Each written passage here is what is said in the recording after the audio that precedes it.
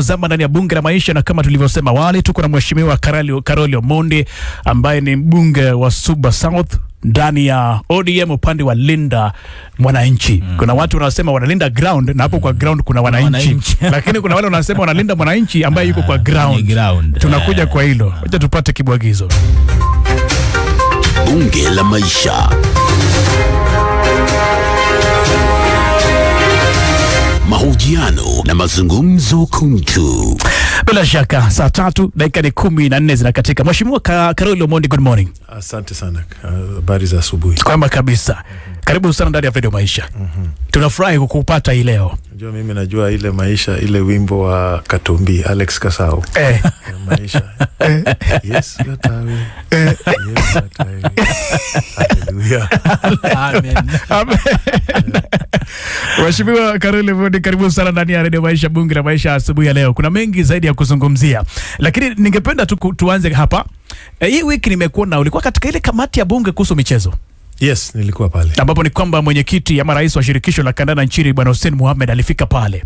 Na pia naibu wake McDonald Mariga pia alifika pale. Yes. Labda kutokana na yale yalitokea wakati mlikuwa mnawaoji, labda una lipi la kumwambia Mkenya, kwa sababu unajua Wakenya sasa hivi wanashangaa AFCON inakuja mwaka ujao, lakini pia ukiangalia viongozi ambao wanaongoza soka nchini ndio hao wanalumbana. Ni kitu gani ambacho labda kwa mtazamo wako, kwa sababu ulikuwa katika ile kamati ambayo ilikuwa inahoja watu wawili, mliweza kupick from that meeting?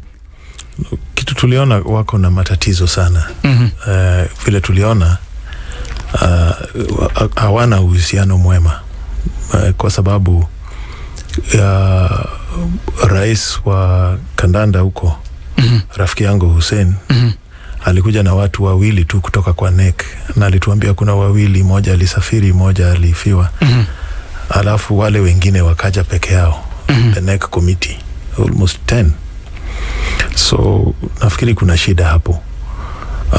Zile maneno tulitatua, tuliwaambia ni nini tunataka, watuletee makaratasi tusome, tuangalie ni nini shida, ni wapi, na tunaendelea na hiyo. Unajua hatutaki tupoteze hii chance ya kuwa na AFCON. Yes. Hiyo hatutaki. Naam. Lakini hiyo sio kusema kama kuna matatizo na kuna maneno ya ufisadi hatutaangalia hizo, tutaangalia hizo pia. So hiyo maneno unajua bado inaendelea mbele, so sitaki kuzungumzia sana, lakini kuna shida. Lakini kwa unadhani kabisa kwamba watakaporudi angalau mtakuwa mnajua kitu gani kilitokea kwenye karatasi? Sasa kuandika ripoti. Unajua hata maneno ya kandanda serikali haitakikani iingilie sana. Yes. Kwa sababu ya FIFA na IOC rules. Lakini kwa sababu kuna pesa ya umma hapo. Yes. Lazima tuchunguze inatumikia walitumia pesa za umma namna gani. Bila shaka. Alright. Okay, Mheshimiwa Omondi, tukiachana na hayo na turudi hapa kwa Linda Mwananchi. Sasa hivi inaonekana kwamba by the way mmesumbua nyinyi mmesumbua sana, mnasumbua sana nyinyi. Tumechoma. Mpaka tiagas mnazima. Nasikia rusha hiyo kitu. Tuzungumzie sasa hivi James Orengo ambaye amejitangaza ama mmemtawaza nyinyi upande wenu wa Linda Mwananchi kwa kiongozi wa chama cha ODM. Sijui kwa njia gani, ile hali this one faction, but I know of course that is something we'll also talk about. Mmetangaza kwamba mnalenga kuwa mnamgombea urais katika uchaguzi mkuu ujao. How is that possible? Wakati ambapo nyinyi hata sio chama kwanza. Nyinyi sasa hivi majina ambayo yanatumika kuwataja zuni ni embattled, sijui waasi. How is it possible muwe na mgombea? Hiyo unajua bado tuko chama cha ODM. Hapo ndio tuko. Okay. Sasa sisi tumeamua kitu ile hatutaki ni kuwa kwa broad based government. Kuendelea mbele na mpaka siku ya uchaguzi. Tunataka chama cha ODM iwe na mgombea kiti ya urais. Hiyo sio kusema huyu ataenda mpaka kwa debe, lakini lazima muwe na mtu wenu. Hata mkitoka hapo kuongea na wenzetu wengine wa opposition, lazima uwe na mtu wenu. Mwezi enda huko mnasema ati sisi tumekuja hapa tunataka tuungane, tutafute rais, na nyinyi mmekuja na nani? Lazima tuende na mtu. Yes. So kwetu Mzee Orengo alisema ukweli. Sisi tutakuwa na mgombea kiti wa urais katika Linda Mwananchi. Na kutokea hapo tutaanza kufanya mazungumzo na wale wengine United Opposition na watu wote, hata Maraga, kila mtu tuone ni wakina nani tunaweza ungana na wao, na sisi tuko na mtu wetu, hao pia walete yao, na tutakubaliana vile tutajadiliana mpaka tuwe na mtu moja. Yes, lakini tutakuwa na mtu wetu. Okay. Yes. Kwa hivyo mwisho wa siku unasema kwamba barabara hii bado itaelekea pale kwa United Opposition, kwamba huenda mkashirikiana ili kuweza kuafiki ndoto yenu ya one term. Na wakati nakuuliza hili, kuna minong'ono kwamba baadhi yenu are not comfortable na baadhi ya watu ndani ya United Opposition, Rigathi Gachagua kwa mfano. Kwanza unajua sisi kama wanachama wa ODM tuko Azimio. Mimi ndio katibu mkuu wa chama cha Azimio. And now I'm the official spokesperson of Linda Mwananchi pia. Okay. So kwanza ukiongea maneno ya ODM na United Opposition lazima ujue sisi tuko Azimio. Azimio mheshimiwa Karoli haikufa. Azimio gani ambayo ile Azimio bado ipo? Ile chama ya Raila ya mwisho. Baba kugombea kiti ya urais kwa ODM. Tunajua hilo mheshimiwa. Hiyo chama iko. Na mkubwa wa hiyo chama ni retired President Uhuru Kenyatta. Jubilee wako kwa hiyo chama. Si baba alipata kura 1,100,000 kutoka milima, au bado wako hapo Azimio. Kalonzo alikuwa kwa hiyo Azimio, bado yuko hapo. Kanu ilikuwa kwa Azimio. Martha Karua alikuwa hapo. Martha alikuwa hapo, Eugene Wamala. Watu wako hapo. Lakini ODM kuna wakati ilianza mchakato wa kujitoa katika Azimio ya chini ya party leader. Hiyo ni faction ya Linda Tumbo, hiyo ndio walikuwa wanataka kutoka. Sasa sio Linda Ground. Sasa hivi imefika kwa Linda Tumbo. Wana Linda Tumbo. Hao ndio walikuwa wanataka kutoka. Okay. Na hawajatoka. So kuna ODM ndani ya Azimio. Hata kwa bunge tunajulikana kama Azimio Coalition. Hakuna ODM kwa bunge. Okay. Yes. Lakini kuna watu wanauliza swali, mbona msiamue tu kwamba sasa tuna gari letu ndio hili, tuna chama chetu hiki? Na nakumbuka wakati ule mwingine ukimuuliza Sifuna kwamba nyinyi ni kana kwamba ni yenu ni kukoroga within, kwamba by the time mnaondoka muwe mmeacha shell, kwamba iwe kwamba ni nyumba imeporomoka. Kuna wale wanahisi kwamba labda ni wakati, kwa sababu mna wafuasi wengi. Kuna watu ambao wanasema mimi ndio Sifuna kila mahali kote nchini Kenya. Mbona mnaogopa tu kukubali yaishe? Na Sifuna mwenyewe alisema kwamba hawezi kuwa SG wa mediocrity, lakini bado anang'ang'ana kule kwenye sijui jopo, sijui kwenye mahakama. Mbona msiamue tu kwamba ni Renaissance Hands or whichever the party? Unajua sisi nia yetu sio kuharibu ODM, ni kuipatia tu mwelekeo bora, ile vile tulikuwa tunafanya na baba, kulinda maslahi ya wananchi. Hiyo ndio tunataka sisi. Hatutaki kuvunja ODM, lakini kama itafika wakati ambayo wanaelekea pale wanataka kuenda saa hizi, na unajua wanaenda kuzama huko. Wanaenda kuzama Yes, unajua saa hizi wamekwama kwa mawe. Wako kwa mawe. Hawajui. Saa hizi wako na shida mingi sana. Mheshimiwa Karoli Omondi. Wako na shida sana. Mara ni Linda Tumbo, mara sasa hivi watu wakati utafika wakitaka kubaki na makaratasi wajiite ODM na raia wameenda, sisi tutasonga. Mheshimiwa Karoli Omondi, wewe mwenyewe umesema kabisa kwamba hautatetea kiti chako cha Suba South kupitia chama cha ODM. Hiyo mimi nilisema hata kama baba yuko hai. Na ulisema tayari hata kama baba yuko hai. Yes. Mbona basi bado kuna interest na chama cha ODM? Wakati wewe mwenyewe umesema kabisa kwamba hautatetea kiti chako kupitia ODM. Niko kwa chama, sijatoka. Na interest zako ni gari kwa chama, wakati wewe mwenyewe utatetea kiti chako kupitia chama hiki? Mimi my main interest kwa ODM, mimi niko kwa ODM, nimechaguliwa na ODM. Yes. Sasa siwezi sema tuivunje na bado niko kwa ODM. Hujanielewa mheshimiwa. Umesema kabisa hautatetea kiti chako. Uchaguzi ni miezi 15 tu imesalia. Na hautatetea kiti chako kupitia chama cha ODM. Sasa mbona bado unashikilia chama cha ODM kama wewe tayari nataka nifanye nini? Nijiuzulu nirudi uchaguzi? Kwa sababu tumeona tayari kuna watu wako UDA walichaguliwa na UDA wako DCP. Sahi. Yes. Sasa wewe lakini hawaja resign, hawaja jiuzulu kwa bunge. But ukisema maoni yako unasema kwamba wewe uko na nia na ODM mapema sana because sababu niliangalia vile ODM inaendelea na wale wako hapo. Mimi niliamua mapema sana. Hawa watu kwanza hawaelewi tulianza ODM kwa nini. Kuna vitu mingi sana hapo.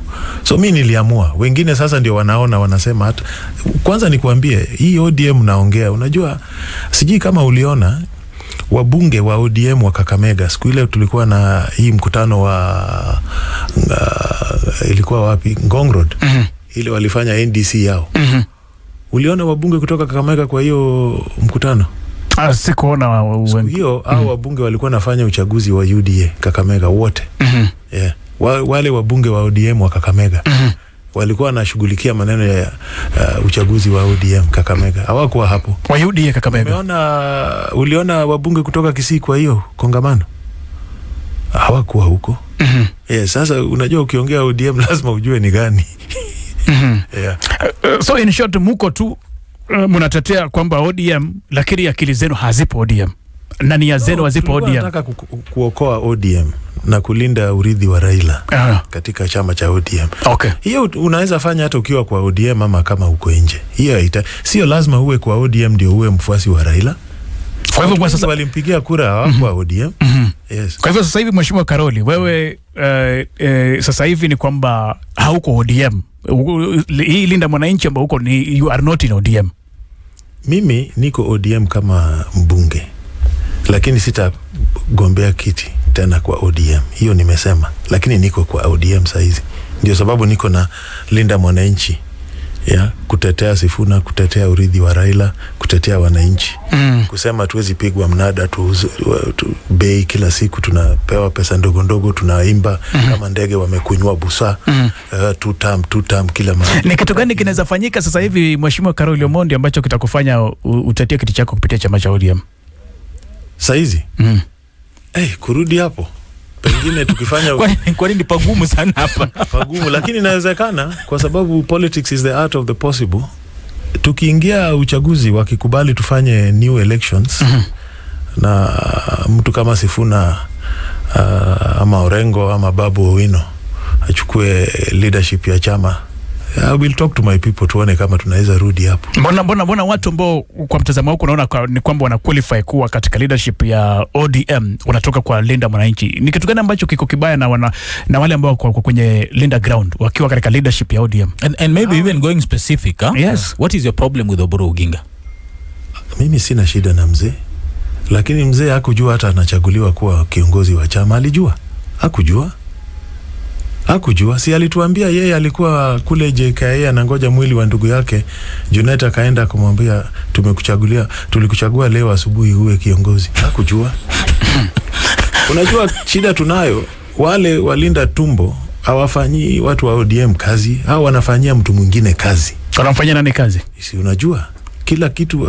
Ni watu wanaenda wanapiga hata TikTok, wanatuma mahali, wanapewa pesa kwa M-Pesa bwana. Wachana na hiyo watu. Naibua madai mazito sana Mheshimiwa Karoli. Wewe ni wakili Mheshimiwa. Ni kweli. Watu wanafanyia mtu mwingine kazi. Wanamfanyia Ruto kazi. Use your imagination my friend. Ama ni yeye amesema. Sema yeye akisema sisi ni nani tukatae. Watu wanafanyia mtu mwingine kazi. Okay. Unajua Mheshimiwa, labda nikiunganisha na swali lake la tatizo liko wapi na Oburu Oginga, na nitaunganisha swali hili na kwamba kuna wale wanahisi kwamba labda nyinyi nia yenu sio kutengeneza chama ama kurekebisha mambo, kwa sababu at some point I remember Linda ground wameonekana ni kana kwamba wameanza kupika reconciliatory tone, sema kwamba karibuni kwa chama, mnakaribishwa kwa chama. Ikiwa leo hii wana Linda ground watabadilisha msimamo na waamue kwamba wao they are taking some steps back katika kuunga mkono azma ya Rais William Ruto katika uchaguzi wa mwaka 2027, hilo litatosha wewe kurudi ndani ya ODM na nyinyi kuweza kuunga mkono Oburu Oginga kama party leader wa chama cha ODM? No. Lazima tuende uchaguzi. Kwa hivyo tatizo si kwamba ni kuunga mkono Rais William Ruto ama tutam. Hiyo pia ni shida. Watoke huko, warudi kwa chama, mainstream ODM, waite mkutano, tukubaliane tutafanya uchaguzi, tuende uchaguzi, special delegates conference. Na tuanze maneno hapa. So uchaguzi ukafanyika, Oburu Oginga akachaguliwa party leader, nyinyi nyote mtaunga mkono? Kama ni kidemokrasia tutasupport. Hiyo sio shida. Okay. Hiyo sio shida. Shida ambayo mko nao ni kwamba the current leadership unahisi kwamba haijachaguliwa. Sio hata haijachaguliwa. Watu wa ODM wanataka uchaguzi na wanataka kuwatoa. Hiyo ndio ukweli wa mambo. Mbona wanaogopa uchaguzi? Okay. Haya ni maswali mazito na from where you sit itafanyika. Unaona ikifanyika before election? Hawa watu wacha waendelee na maneno yao, sisi tunajipanga bana. Na napenda unavyosema nyinyi mnajipanga kama Linda Mwananchi. End game ya Linda Mwananchi ni gani, Mheshimiwa Karoli Omondi? Ni kuleta Wakenya pamoja na kuunda serikali mpya nchi hii. Na hii kuunda serikali mpya, mtatumia mbinu gani kuunda serikali mpya? 16 million votes tutapeka. Karoli Lakini ni mchezo. No? 16 million votes. Uliona Gen Z tumepiga debe wakaingia 2 million tayari. Ongeza zile zote unajua. Nani amekwambia kwamba kila Gen Z ambaye amejisajili, amejiandikisha kama mpiga kura anasema one term? Unaona watu wanajipiga debe hapo ni watu wa broad based. Hata kwa bunge, watu wakubwa kubwa kwa bunge huko, mawaziri nini, watoto wao wanapenda maandamano. Wanapiga one term. Mjui? Hata wewe enda nyumbani, ask your little cousins and nini and nephews and nieces, uniambie wako. Kumbe yeye tu ndio amebaki wa tuta mkwao na anatusumbua hapa na tuta. Tutashtuka. Na hili muweze kuachieve hii. Kwa sababu kura ambazo zinashindwa katika taifa la Kenya ni kwamba lazima watu waungane. Yes. Na tuliona hata uchaguzi uliopita ni kwamba ilibidi kukuwe na chama cha Jubilee, wakati kulikuwa na URP, kulikuwa na chama cha Uhuru na cha Ruto, kuelekea uchaguzi 2017 ikavunjwa, watu wakaungana. Raila na yeye alikuwa huko kwa Azimio. Sasa nyinyi kama Linda Mwananchi, mnalenga kufanya kazi na upinzani, United Opposition? Yes, hatuna shida na wao. Bora tumekubaliana this is the agenda of reform. Na tupeleke mtu wetu yule tunataka kuwa rais na tuone ameingia kwa hiyo tikiti. Tutaendelea mbele na wao. Mtu wenu ambao atakuwa amechaguliwa na United Opposition ama mtu wenu wa Linda Mwananchi? Mtu wetu wa Linda Mwananchi, tunataka Linda Mwananchi watoe mtu kwa tikiti ya urais. Na sasa hivi jinsi mulivyo katika viongozi wa Linda Mwananchi, ni nani huyo? Wewe usijali. Kuna wafuasi wenu ambao wanajali. Yeah? Kuna wafuasi wenu ambao wanajali. Washatuambia ni nani wanataka na huyo ndio mtu tutawapa. Kwa hivyo mnamjua lakini mtangazi. Unajua tunakuuliza swali hili kwa sababu wao ndio wametuambia wanataka huyu. Okay. Tutawapatia kwa shida. Unajua swali lile hukumu, na napenda jinsi umeweza kuliuliza kwa sababu kuna wale ambao wana hofu kwamba Linda Mwananchi na watu ambao wana egos na ni watu ambao vile vile wana tajriba ya kisiasa. Zungumzia Babu Owino, inazungumzia Edwin Sifuna. Vuguvugu hili limekuwa ni mimi ndio Sifuna, kwa hivyo limejengeka kwa kiasi around the SG. Na vile vile kuna James Orengo na tajriba yake miaka mingi katika siasa and so on. Kwa hivyo kuna baadhi ya watu wanahisi kwamba labda huu moto utazima, ni moto ambao hauna kwa sababu ya hizo different. Ilikuwa mpango wa NIS na ya watu wa serikali, lakini wamegonga mwamba kwa sababu hawakutuelewa vizuri. Okay. Babu Owino is the next governor of Nairobi. Okay. Kwa hivyo hayuko katika, tumtoe hapo kwanza. Yes. Okay. Karoli Omondi atatetea kiti yake ya ubunge ya Suba South. Hakuna shida hapo. Okay. Okay. James Orengo anatetea kiti cha ugavana. Caleb Amisi anataka kiti yake ya Saboti. James Orengo ugavana kule Siaya, sio? Yes. Hapo ndio naanza ku Orengo hajasema nataka kitu yote sio hiyo yake ya governor. Kuna kitu amesema. Sisi hatuna shida. Okay. Na kila mtu amesema ni nini anataka na tunajua. Lakini nikuulize Mheshimiwa Karoli, amuoni kwamba mnasaliti baba? Na swali hili nakuuliza kwa sababu baba kiaga dunia tunajua vizuri, ndio of course alikuwa amesema kwamba safarini hadi 2027 alisema nani amesema and stuff like that, lakini tunafahamu kwamba kiaga dunia alikuwa katika broad based government na alikuwa amedonate experts pale na alikuwa anashirikiana na Rais William Ruto katika mambo mengi ikiwemo tiketi ya AUC. Of course we know what happened and what followed, lakini mara tu baada ya baba kuaga dunia mnaonekana kwamba hii broad based, kumbe at least Sifuna yeye tulikuwa tumejua msimamo wake kutoka kitambo hata wakati baba alikuwa hai, lakini sasa mmejitokeza nyote mnatupilia mbali broad based, mnatupilia mbali ushirikiano ambao ulikuwepo up to until say 2027 if you may. Hamuoni kwamba kwa kiasi fulani labda mnamsaliti baba? Sisi ndio tunalinda urithi wa baba. Baba alisema hatujaingia coalition. Alisema ama hakusema? Alisema kuna two term ama one term. Wacha nitakueleza. Baba alisema ODM is not in coalition with UDA. Si alisema? Akiwa hai. Na aliambia watu na aka explain, akasema, akaelezea vizuri sana. Sisi kama wabunge tulikuwa na baba. Baba alituambia tusiseme two term. Alituambia. Baba aliweka mkataba ile ya 10 point agenda na Ruto. na akasema akitimiza hizi zote ndio tutaendelea mbele kushirikiana. Wametimiza? Hawajatimiza. Sasa yule anasema tuendelee mbele without 10 point agenda ndio amesaliti baba, sio sisi. Sisi tunalinda urithi wa baba, ndio atusemi 2 term bila alituambia. Na nani alikuwa marafiki wa baba? Si ni hao watu wengine wale wako Azimio, wamempigia kura mara 4, mara 5, mara 3. Hao ndio wafuasi wa baba wa kamili. Sio hao watu wengine wamekuja tu kwa sababu wako kwa shida, wanataka kusaidiwa. Karoli bana. Sio wako kwa shida, wanataka kusaidiwa. Okay. Mheshimiwa Karoli Omondi, Linda Mwananchi imehusishwa sana na Rais mstaafu Uhuru Kenyatta.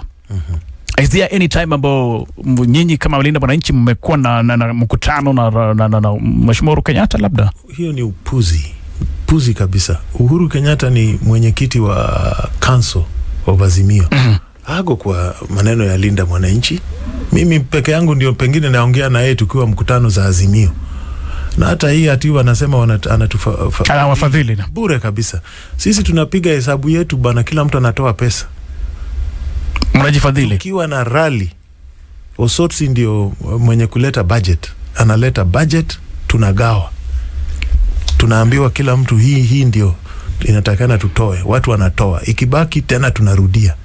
Hakuna mtu ametupatia pesa. Hakuna. Okay. Yeah. Unaona hiyo lori saa zingine tunaenda nayo, Sifuna analipa hiyo. Leo hii siji nani amelipa tent, keshowe nani amelipa gari tena. Na hiyo jambo Seneta wa Nandi Cherargei anapendekeza kwamba Rais mstaafu Uhuru Kenyatta apokonywe ama apunguziwe marupurupu kutokana na kauli zake za kisiasa zinazoonekana kuegemea upande wa upinzani. Wewe waiona vipi? Let me answer that one in English so that I'm very clear.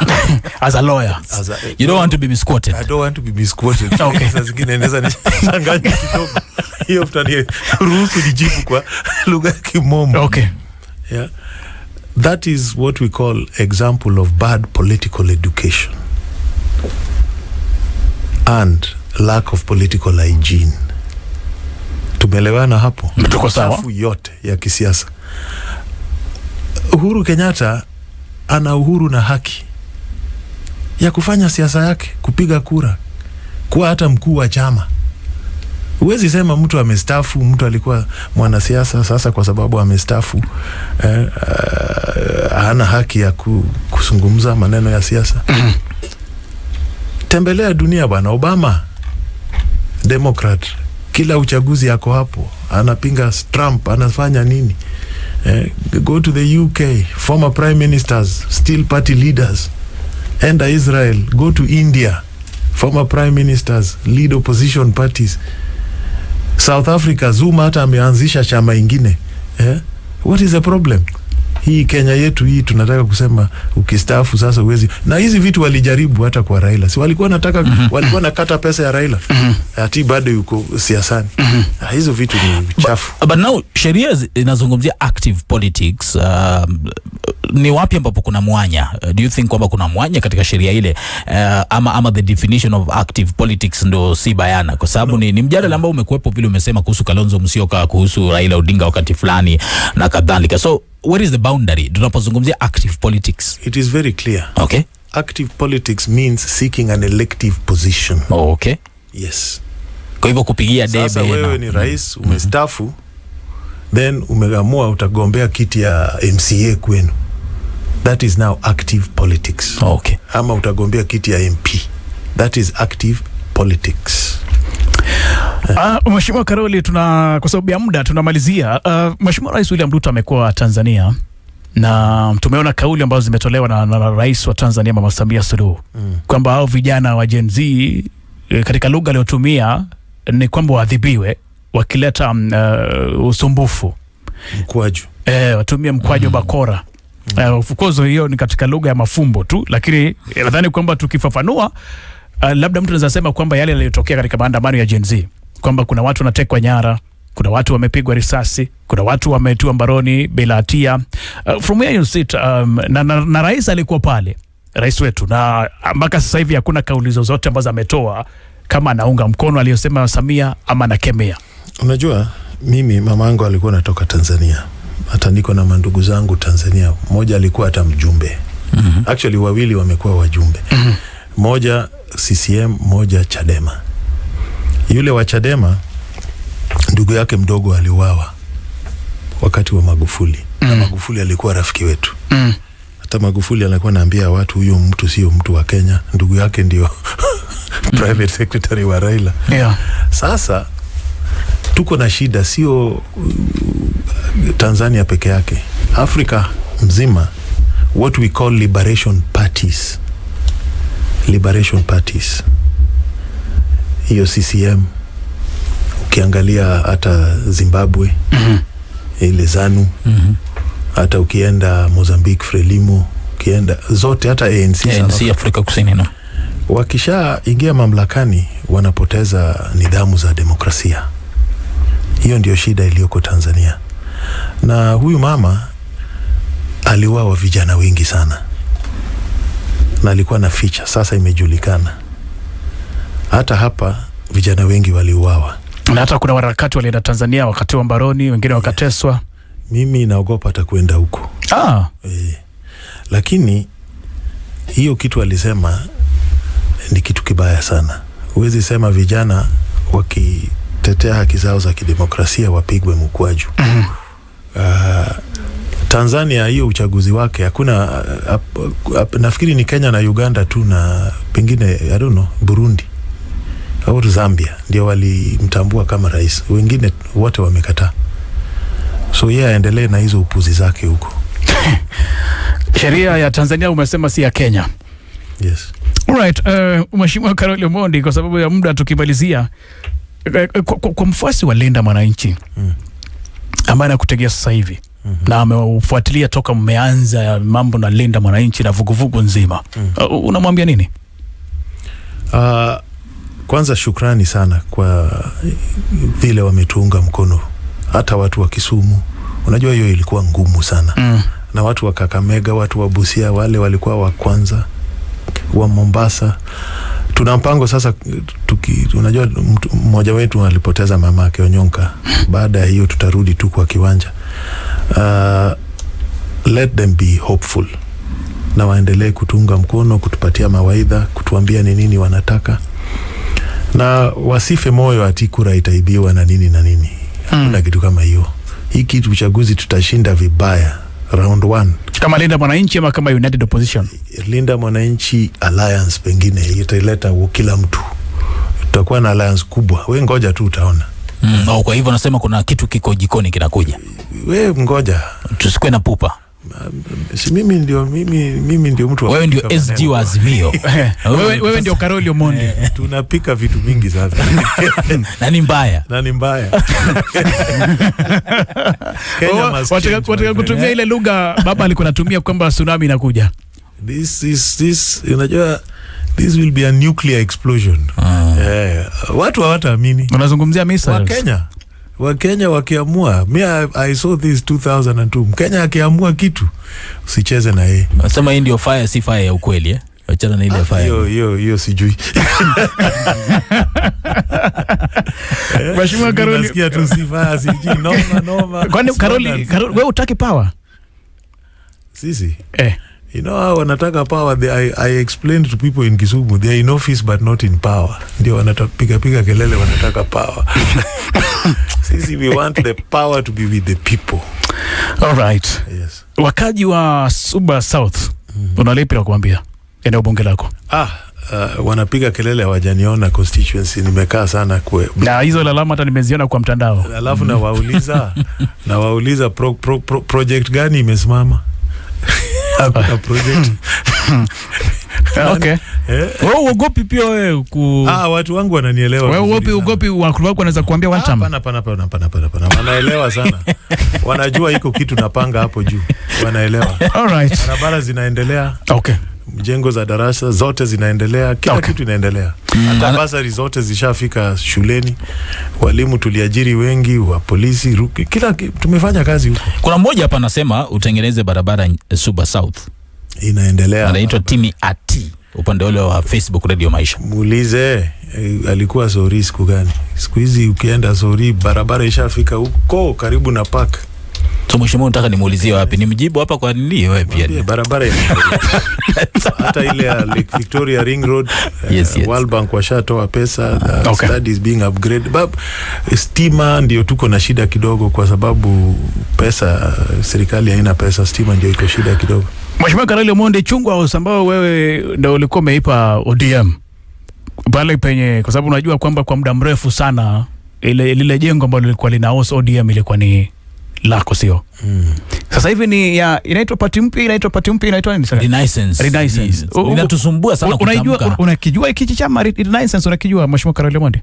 Sisi kama watu wa Linda Mwananchi hatujakuwa na chama, lakini tunajua Renaissance. Uhusiano wenu na Renaissance ni gani? Uhusiano wenu ni gani? They are friendly to us. Hiyo tu ndio tunajua. And you also friendly to them. Hatuna shida na mtu. You are not part and parcel of Renaissance, Mheshimiwa. No, Linda Mwananchi hajaondoa chama. Hatujaunda chama. Mheshimiwa Karoli Omondi, shukrani sana kwa muda wako, na wacha tuone tsunami unalizungumzia itakuwa gani. Unajua kuna mtu anaweza sema kwamba kuna tsunami alafu yeye ndiye anabebwa na mafuriko. Hatuna shida. Sisi hatuendi mahali. Suba South. Unajua huwa naambia watu, nataka watu wengi wagombee kiti ndio raia wafurahi. Unajua ile kitu ya listening allowance. But we are at 64% popularity. Okay. Hakuna kitu hapo. Tumefanya kazi, tumewafanyia kazi. Unaamini? One day kuja. Okay. You know, I come from, unajua mimi natoka Ratanga. Ratanga is not far from Ojode. Hapo Kojode, unajua hapo ndo natoka. Yuko hapa Mama Betty hapo. Sasa wako hapo. Sasa hapo ndo natoka. Si mbali na kwako. Si mimi najua. All right.